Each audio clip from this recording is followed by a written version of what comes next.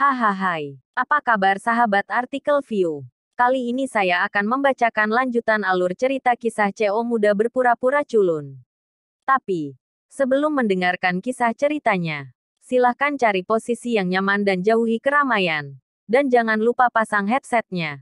Dan inilah alur cerita kisah CO muda yang berpura-pura culun.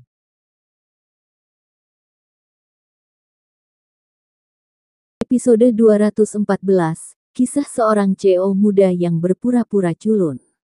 Rianti adalah orang yang tersiksa di tempat kejadian, karena dia sangat khawatir Ariel akan terseret karena urusannya sendiri. Pendapat, putus sekolah sekarang adalah masalah sepele ya, selama itu tidak menyakiti Ariel. Adapun Ariel membantunya menyelesaikan masalah ini, tidak berani berharap. Beberapa direktur sekolah di sekolah semuanya adalah orang-orang besar yang tidak dapat diprovokasi di mata Rianti. Meskipun Ariel tampaknya kaya, jumlah uang tidak lagi dapat diukur untuk menyelesaikan masalah ini. Kalau tidak, jangan repot-repot, beritahu temanmu bahwa kamu menyinggungku, mari kita lihat apakah dia berani maju, kata Yunda. Ariel menggedor meja konferensi, dan ada derap langkah kaki di luar ruang konferensi. Dia tersenyum dan berkata, tidak perlu. Orang itu sudah tiba. Yunda mengambil kerahnya dan berkata, itu benar, saya ingin melihatnya. Mari kita lihat siapa itu. Yunda, yang sok, tercengang ketika melihat orang pertama yang masuk, karena direktur sekolah ini adalah orang yang mendukungnya, dan beberapa berikutnya orang-orang yang mendaftar sudah mengejutkan Yunda. Pasti tidak bisa berkata-kata. Kecuali untuk semua direktur sekolah. Dan Bastian, Carlos, Gerald, Felix. Dengan munculnya Bastian dan Felix dan yang lainnya, kaki Yunda sudah lemah.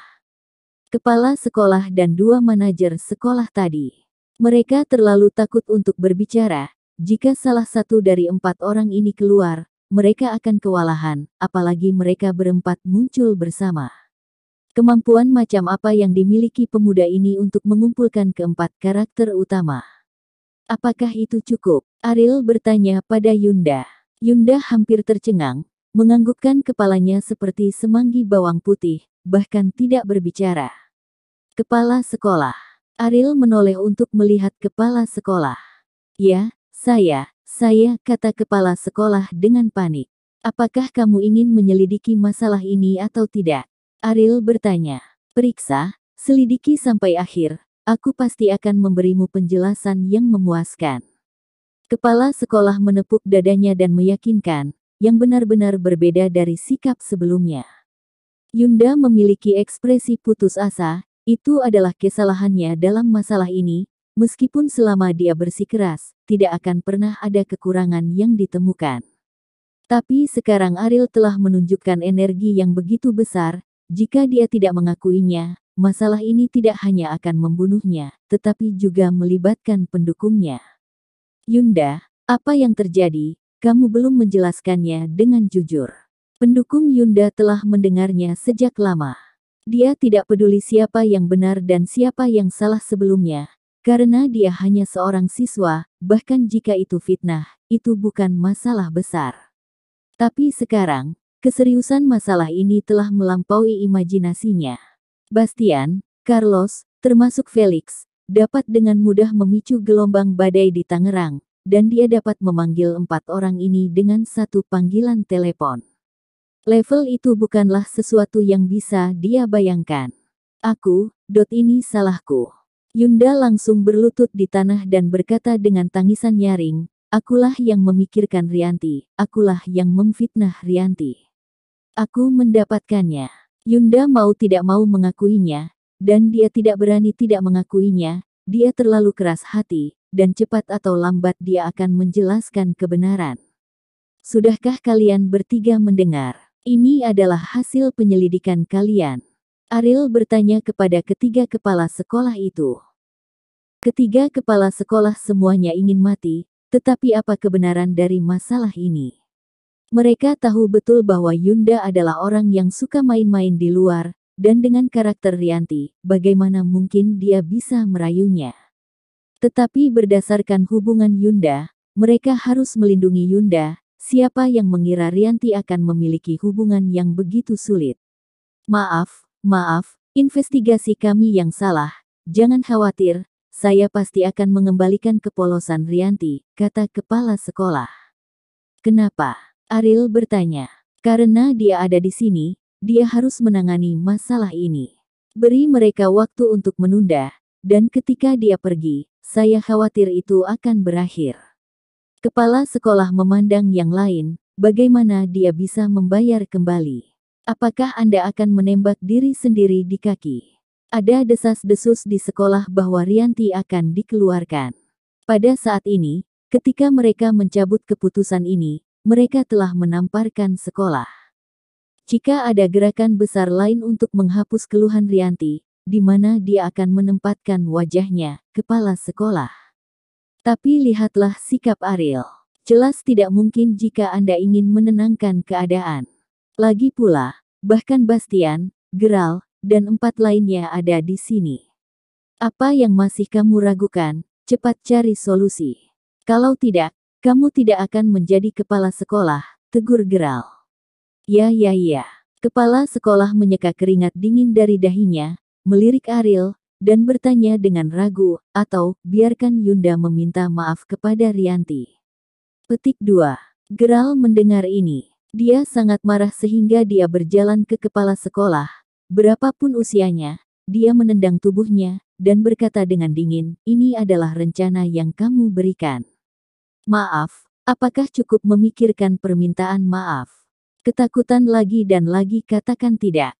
Felix juga melangkah maju saat ini dan berkata dengan dingin, tidak apa-apa untuk meminta maaf, di depan semua guru dan siswa sekolah. Saya tidak peduli apakah Anda akan kehilangan muka atau tidak. Jika Rianti tidak puas dengan masalah ini, kamu siap untuk menyingkir. Bahkan bos besar telah keluar untuk berbicara, bagaimana mungkin kepala sekolah tidak berani untuk tidak patuh. Adapun Yunda, dia sekarang terlihat seperti sedang dibantai oleh orang lain. Pendukungnya sangat kuat, sehingga dia dapat mengabaikan kebanyakan orang di Tangerang, tetapi dia tahu bahwa orang yang dia tantang kali ini terlalu keras. Itu sangat sulit, bahkan Gerald dan Felix harus melakukan sesuatu untuknya, jadi dia tidak punya pilihan selain menurut. Setelah Gerald dan Felix saling melirik, mereka menatap Ariel. Mereka tidak tahu siapa pemuda ini, tetapi provinsi langsung mengeluarkan perintah untuk membuatnya puas. Mereka berdua hanya bisa melakukannya. Ariel memandang Rianti, yang telah lama tertegun, dan bertanya, Rianti, bagaimana menurutmu? Manajer sekolah sudah menjadi orang yang sangat kuat. Adapun keempat Bastian, Carlos, Gerald, Felix, mereka sudah menjadi identitas menakutkan yang mencapai langit. Dia tidak menyangka Ariel akan menemukan mereka berempat sekaligus. Ternyata, dia tidak bercanda ketika dia mengatakan dia ada di sini untuk membantu dirinya sendiri keluar dari masalah. Ternyata dia mengemudi ke akademi dan kemudian ke ruang konferensi, bukan main. Saudaraku Ariel, aku juga tidak tahu.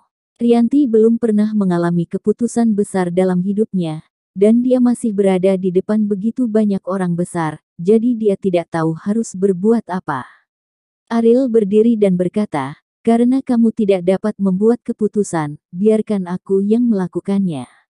Setelah berbicara, dia melihat ke kepala sekolah dan melanjutkan, platform pengibaran bendera, beritahu semua siswa untuk datang, dan biarkan seluruh sekolah menyaksikan ini, dan perilaku jelekmu, katakan tanpa melewatkan sepatah kata pun, aku tidak akan membiarkanmu pergi tanpa satu pun tanda baca.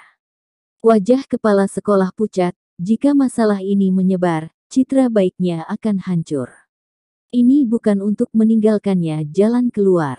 Tetapi jika dia tidak melakukan apa yang dikatakan Ariel, dia akan selesai. Ariel membawa keempat orang besar, dan tidak ada dari mereka yang akan melepaskannya. Setelah pihak sekolah menyiarkan pengumuman tersebut, banyak siswa yang menyaksikan kemeriahan tersebut berkumpul di sekitar taman bermain. Dalam waktu kurang dari 10 menit, ratusan orang sudah ingin melihat. Untuk apa ini? Mungkin itu untuk mengkritik Rianti. Bagaimanapun, dia mencoreng sekolah kita. Bagaimana masalah ini bisa dikeluarkan begitu saja darinya? Petik 2. Saya mendengar bahwa wanita ini terlihat cukup baik, dan dia terlihat jujur. Saya tidak mengharapkan orang seperti ini. Gadis-gadis yang mengepung Rianti di gerbang sekolah adalah yang pertama tiba, menempati barisan depan, dan mereka adalah orang-orang yang paling ingin melihat sampai Rianti memiliki akhir seperti itu. Rianti berpikir bahwa dia dapat menemukan generasi kedua yang kaya untuk membantunya, tetapi dia tidak mengharapkan hal-hal menjadi lebih besar dan lebih besar. Dan sekarang saya tahu bahwa sekolah kita memiliki perlakuan tegas betapa menakjubkannya. Untuk menangani sampah semacam ini, cukup bagi manajer sekolah untuk maju. Saya benar-benar tidak tahu mengapa 4 pria besar lainnya muncul, tapi tidak apa-apa. Saya kira penakut itu tidak ringan. Saya benar-benar ingin tahu tentang suasana hatinya saat ini. Seperti apa? Apakah itu layak untuk seorang wanita seperti Rianti? Pada saat ini, Ariel dan Rianti memimpin dalam naik panggung, dan banyak orang baik tidak bisa menahan diri untuk tidak berteriak. Bersambung.